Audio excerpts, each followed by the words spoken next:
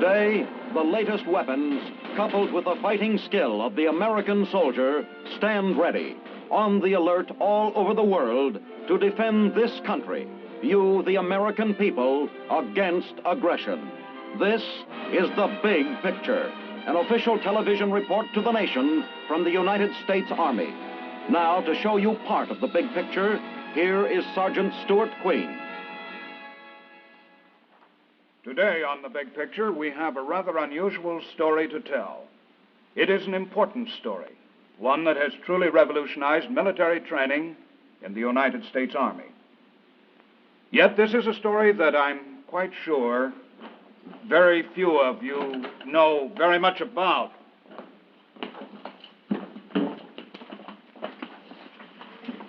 What gives here? Compte, Lee, Rapida, Erie.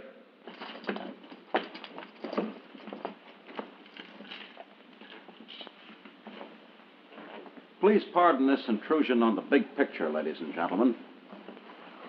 But it's time that you, the people of America, knew the truth about the aggressor nation. Now, I don't know how long my men can hold this station, so I must be brief. My name is Captain Damolk, 3rd Aggressor Army, member Circle Trigon Party. I am sure that you of the television audience are completely unaware of this. But listen, these are facts. Ever since the fall of 1946, the American Army has been at war with the forces of the Circle Trigon Party. Now, during this decade, large areas of the continental United States have been liberated by our forces. Because we have been so successful, you, of course, have been kept from the facts. But now, with the capture of the big picture, the Circle Trigon side of the story can at last be told. Now, we have prepared a short documentary film showing the liberation of the United States to date. I think you're going to find it interesting.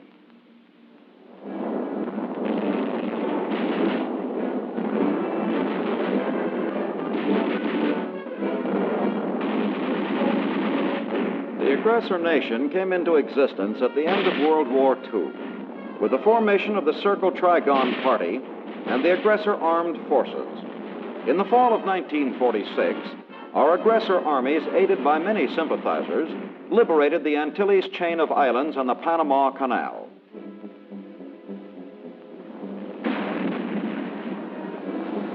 The fighting continued, our forces slowly but steadily consolidating one area after another.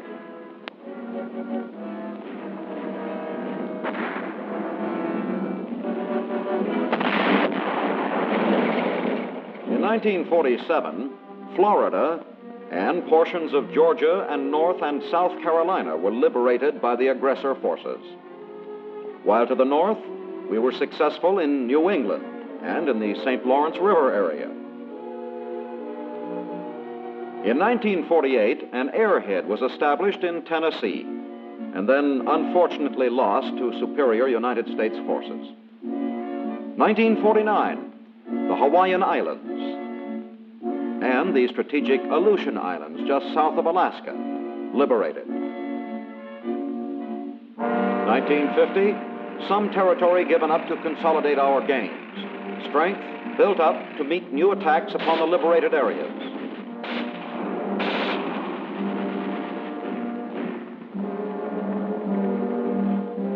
1951, amphibious operations against South Carolina successful. Charleston falls. 1952, Texas liberated. 1953, most of New York State liberated. 1954, part of the West Coast liberated. 1955 and 1956, action continued on all fronts.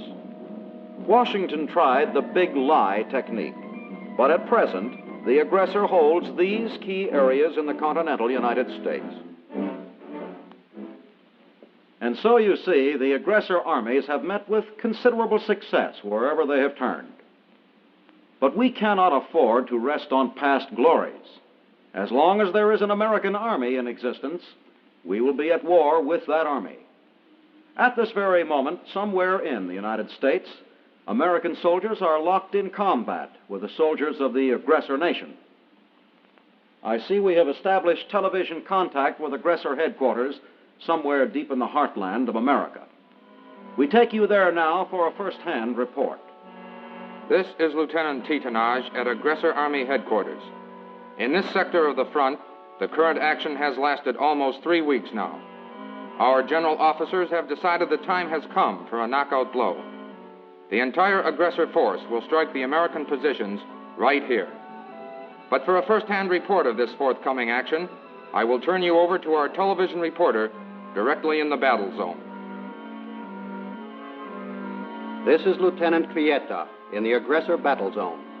The word has just reached us of the forthcoming attack. This is the moment we've been waiting for. All is ready. For weeks now, the buildup has been underway.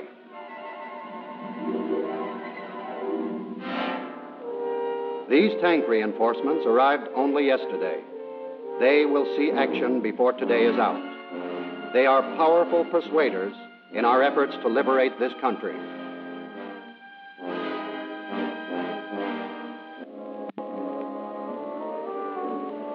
But we have other forms of persuasion, too. Modern warfare uses a lot of psychology. If the U.S. troops have any sense, they will heed the good advice given here. With these pamphlets, for the first time, they will learn the truth about the war. It is time that they were told. It is time for them to put down their arms and permit themselves to be liberated. Perhaps these leaflets will make the battle easier for both sides.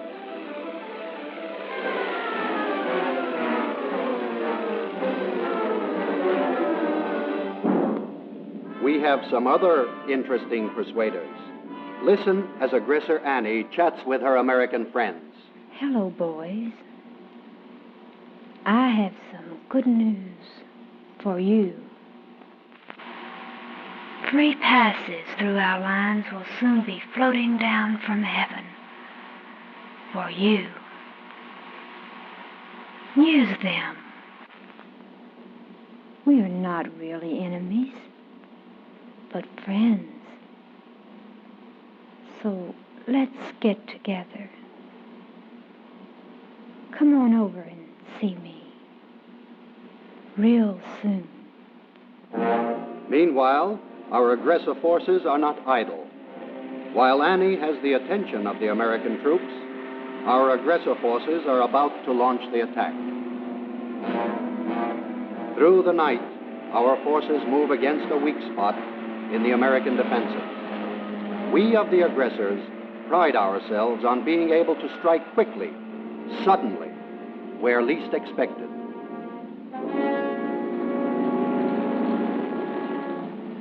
By night and by day, our highly mechanized army is always on the go.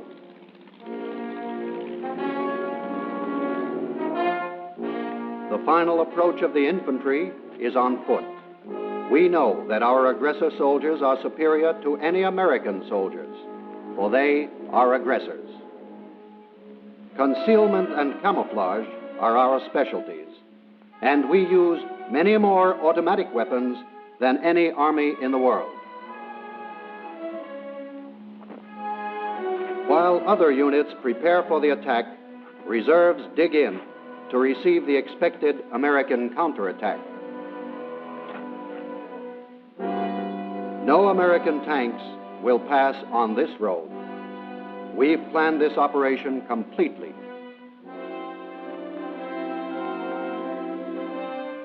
And no American soldiers will remove the anti-tank emplacements which we have so carefully prepared.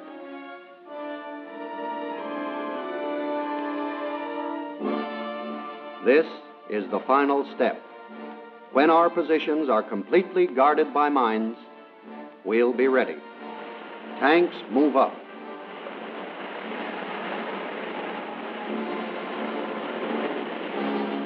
Positions are manned.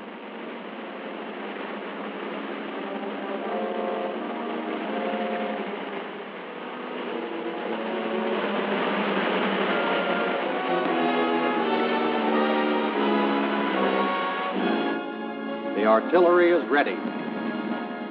H hour.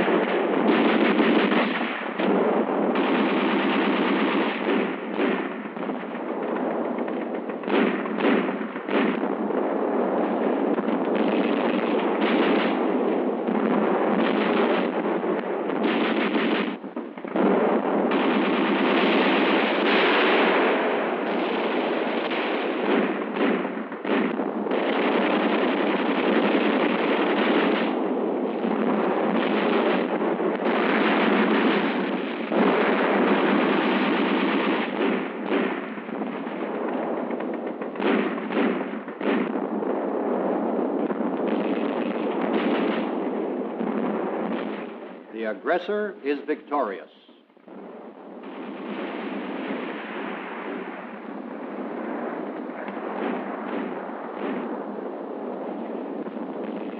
Everywhere, the Americans are pushed back or captured.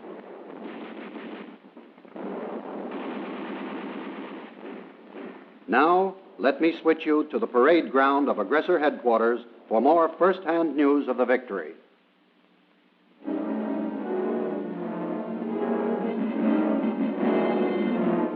This is Lieutenant Titanage at the parade ground just outside Aggressor Headquarters. The news of our victory has elated the High Command. A holiday has been declared. And right now, the headquarters troops are about to pass in review, celebrating just one more instance of aggressor invincibility. It has been a great day for the armies of the aggressor nation.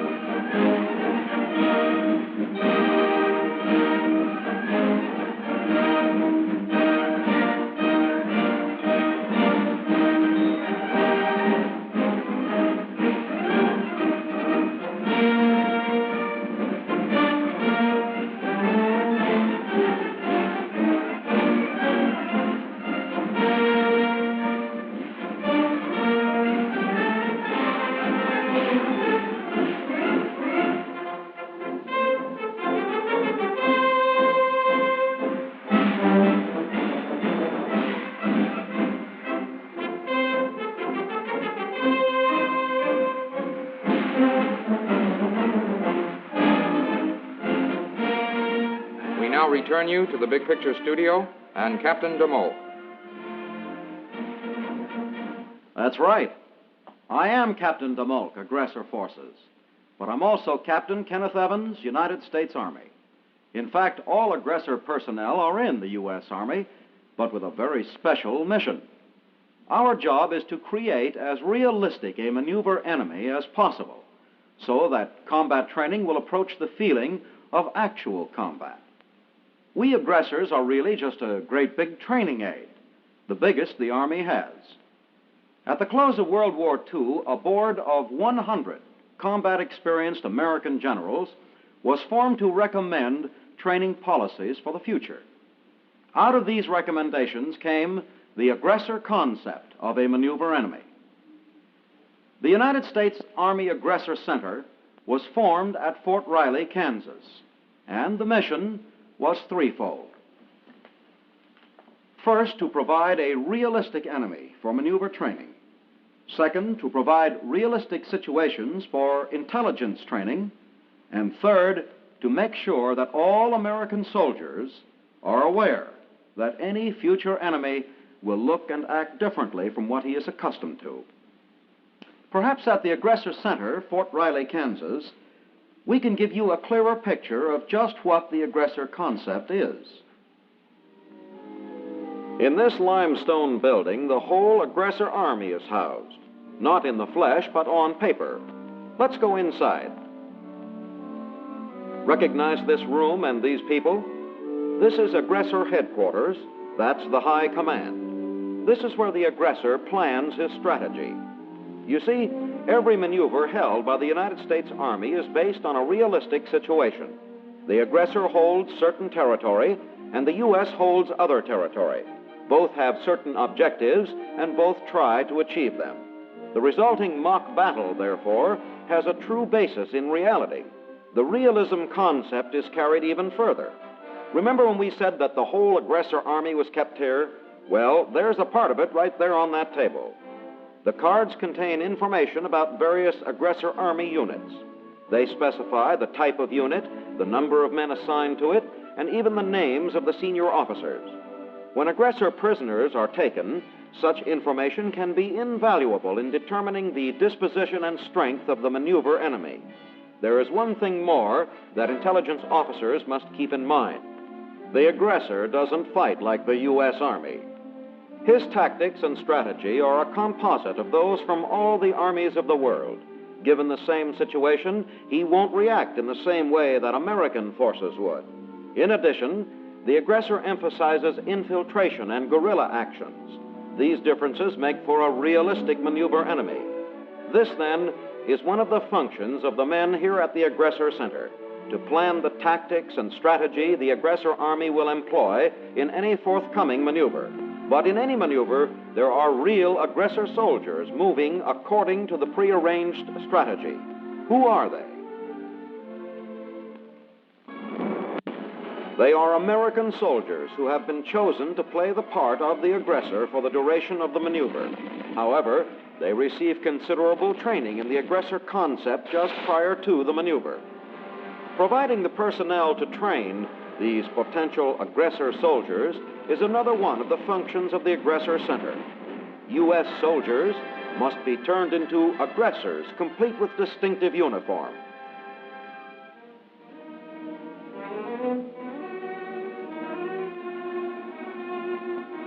Insignia of rank.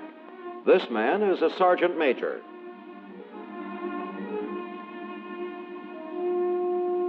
Unit patches. He is in the Tank Corps.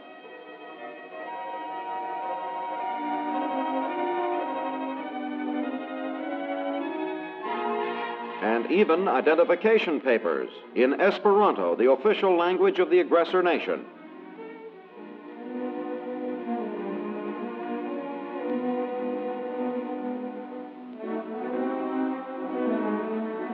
If this man were captured during a maneuver, whatever he spoke would be in Esperanto. Here we have an enemy different in appearance and using an unfamiliar language. Furthermore, realism is injected into the training. Remember those aggressor tanks that our friend Lieutenant Vieta told us had just moved into position? They have been known to fool an observer from as little as 50 yards away. Such equipment, combined with a few real tanks, gives the aggressor the appearance of a strong armored force at a fraction of the cost in men, material, and time. Light and compact, this equipment can be shipped around the country to where it's needed with a minimum of effort.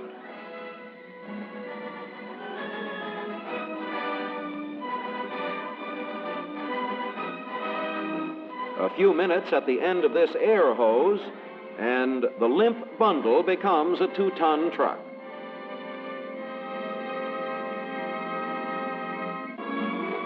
Besides tanks and trucks, the aggressor pneumatic equipment also includes artillery.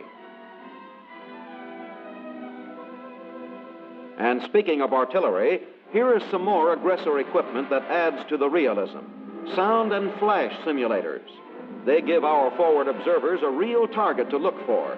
From a distance, when the pneumatic gun position fires, it could be the real thing. And when these battle noise simulators contribute their din to the maneuver area, you have the closest thing to combat without anybody getting hurt.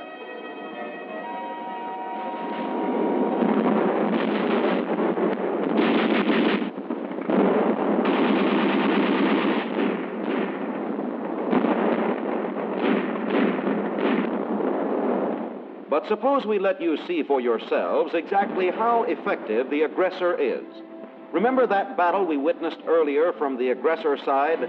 Well, now, let's cross over the lines and see how it appeared to the other American troops engaged in this maneuver.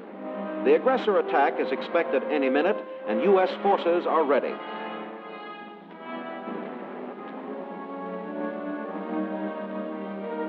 Meanwhile, overhead, an Army observation aircraft spots something new. Aggressor tank reinforcements. What unit? How many? And where did they come from? A photograph is made in the hope of finding the answers. Down on the ground, photo interpreters analyze the picture. Looks like a fresh aggressor tank company moved in overnight. The tanks may be pneumatic, but they look real. And as far as the American position in this maneuver is concerned, they are real. And the problem of meeting this tactical maneuver must be worked out as though it is a true combat situation, with the lives of actual troops at stake.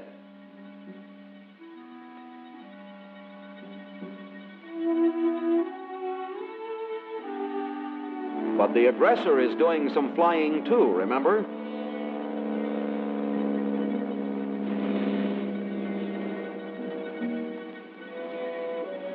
Hello, boys. I have some good news for you. Free passes through our lines will soon be floating down from heaven. For you. Use them.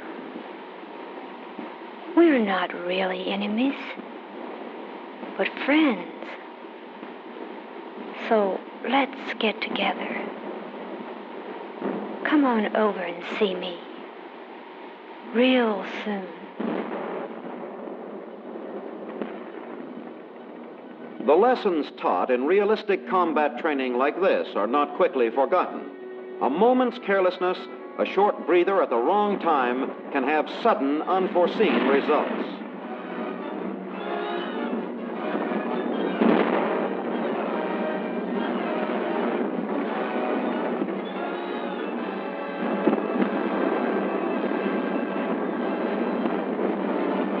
The rules of these maneuver engagements between aggressor and American troops require the men to act in every respect as they would in actual combat.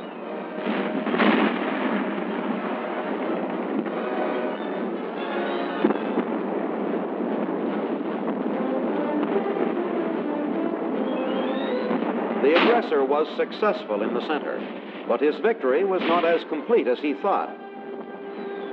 On the flanks, the American lines held and even managed to take a few aggressor prisoners. The prisoners were taken immediately to the nearest command post where a U.S. interrogating officer was ready to go to work on them in their own language. That strong point right here in this rural junction.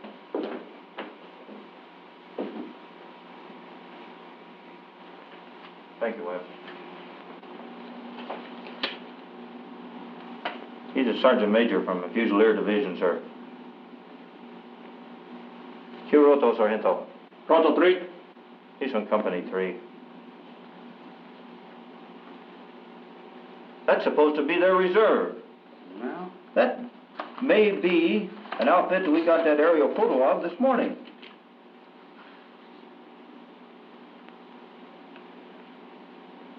Este sitio, Roto 3? where are you?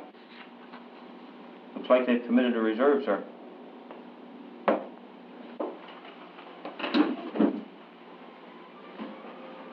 From the information gathered from aerial photos and the interrogation of aggressor prisoners, the American commanding officer decides a flanking counterattack would succeed. Combat training, to be effective in maneuvers, must be coordinated with realistic intelligence activities. Knowing that the aggressor forces have already committed their reserve elements, the U.S. troops push the attack to defeat their maneuver enemy.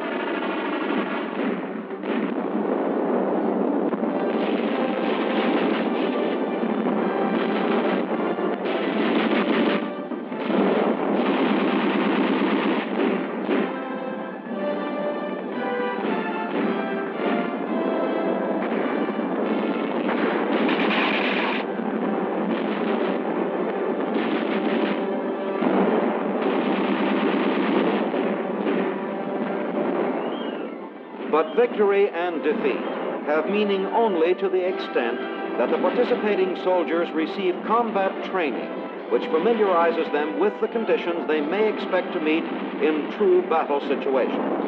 If all the men, U.S. and aggressor forces alike, have grown in combat experience, then the maneuver has been a success, and the purpose of having an aggressor force has been fulfilled. Our only function is to make training as realistic as possible, to let American soldiers experience the sensation of fighting against different soldiers with different tactics, a different language, and a different philosophy of life. And now, I think I'd better turn the big picture back to Sergeant Queen. I'm sure we all have a much better idea of just what the aggressor concept is and how it plays a major part in making American Army training more realistic and therefore much more effective. As a recent prisoner of the aggressor, I can tell you it is effective. Thank you, Captain Evans.